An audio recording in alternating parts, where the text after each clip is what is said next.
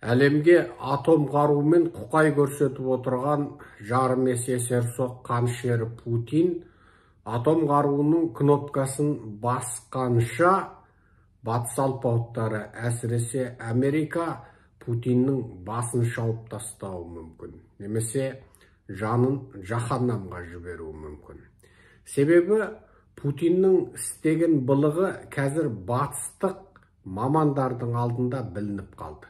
Путин аса сұмдық, аса зор және өте жиіркенішті және өте қауіпті бір қадамға барды. Және бұны істеп қойды.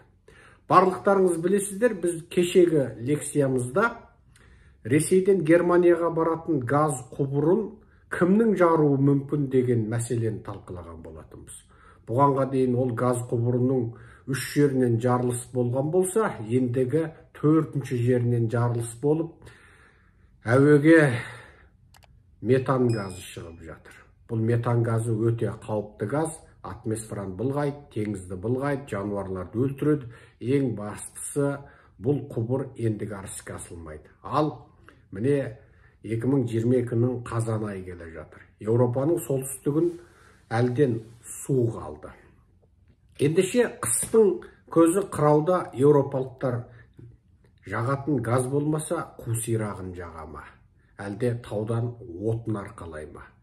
Ал бұл құбырды дәл қазірге дейін кім жарды деген мәселеде дүние жүзінде мың сан түрлі талқы болып жатыр.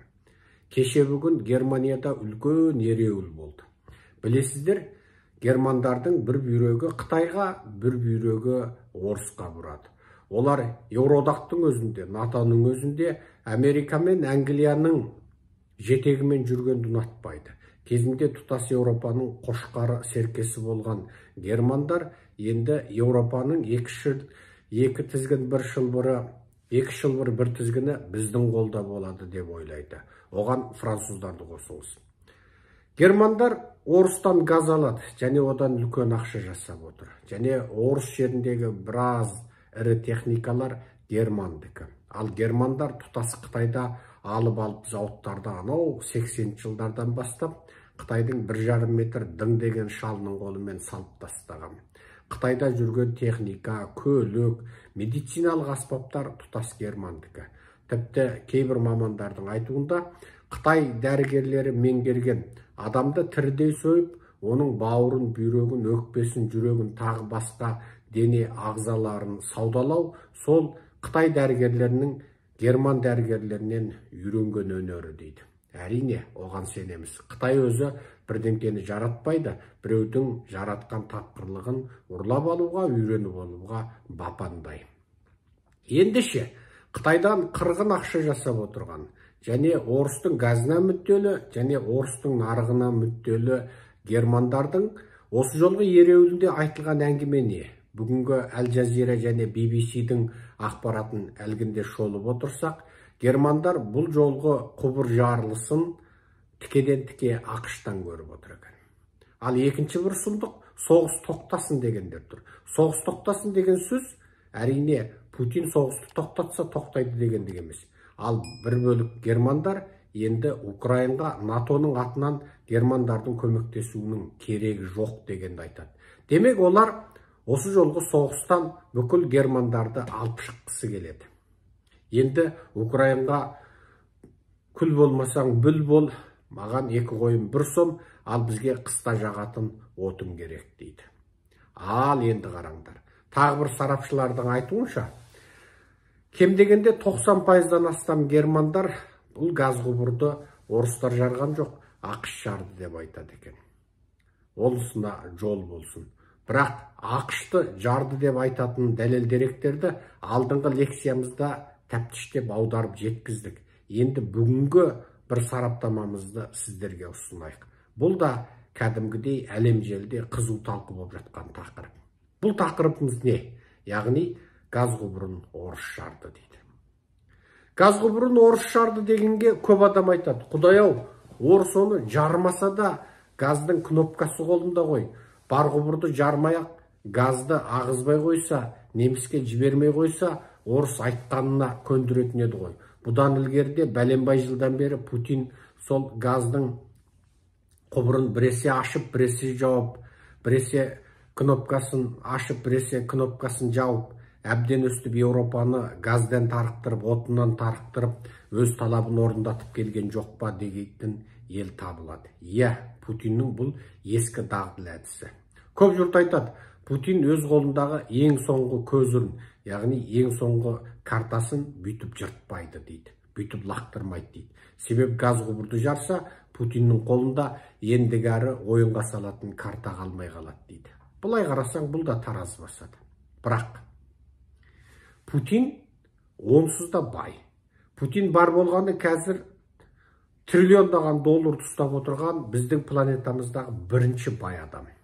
Оның мемлекеті кедей, халқы кедей, еркектері қаңғып соғыстан қашып қара жұмыс іздеп әлем бойынша қаңғып жүр. Қыздары бүкіл жер шарында анау Африканың орманындағы жабай тайпалардың тайпа басшыларынан тартып, Латын Америкадағы қару-жарақ және есірткі алпауыттарына дейін барлығына жезөкше болып қызмет атқарады. Орыстың қызы былғамаған жер қалмады. Путин дүниедегі ең бай адам, бірақ оның халқы дүниедегі кедей және быт-шыты шыққан, рухани азғындаған, тозған, тобырға айналған қауым болды. Бұғанға дейін олар орыстық шовинизммен ауырған болса, дәл өз бастарына өлім төнгенде және Украинада соғыстан тасталқан болып жеңілгенде, олардың әлгі орыс шовинизмі әдірам қалып, енді бас сағалап қашуға мәжбүр болды. Кеше шетел ақпаратына берген сұхбатымызда Қазақстанға қашып келген орыстар туралы біраз мәліметтерді бердік. Тіпті Ресейде соғысқа қазақтардың аса көп тартылып жатқанында дәлелдеп жеткіздік. Ал бұл жолғы Путин бүлдірген бәле не? Путин қайтып от басты.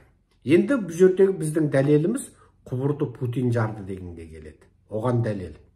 Бұл құбыр теңіздің астында 70 метр тереңдікте. Көз алдарыңызға елестетіңіздер. 3 метрді бір қабат үйдің есебінде десеңіздер, 70 метріңізді есептей беріңіз. Ол кем дегенде 3 метріңіз бір қабат болса, 20 қабат үйіңіз 60 метр болады. 10 қабат үйіңіз 3 метр. Сонда бұл Қазақстан қонақ үйінің биіктігіндей болады Алматыдағы. Яғни 23-те 25 қабат үйдің биіктігіндей. Яғни теңіздің бетінен 70 метрде 100 метр тереңдікте салынған бұл құбырды жару үшін қаншалық бомба керек, қаншалық жарылыс күшіне тиісті бомба керек. Енді мамандардың осыған жасаған анализін сіздерге қысқаша таныстырайық. Әдетте 2 балл сипатындағы жер сілкінісін тудыру үшін және 70 метр судың астында соншама, енді есептей беріңіз, физикадан, кәдімгі 7-8 сыныптық физикадан сауаты бар адамға есептеңіз. 70 метр биіктіктегі судың әрбір квадрат сантиметр жердегі құбырға салатын салмағы қанша болады? Судың тығыздығы 1, теңіз суының тығыздығы одан сәл артықтау. Есептей беріңіз.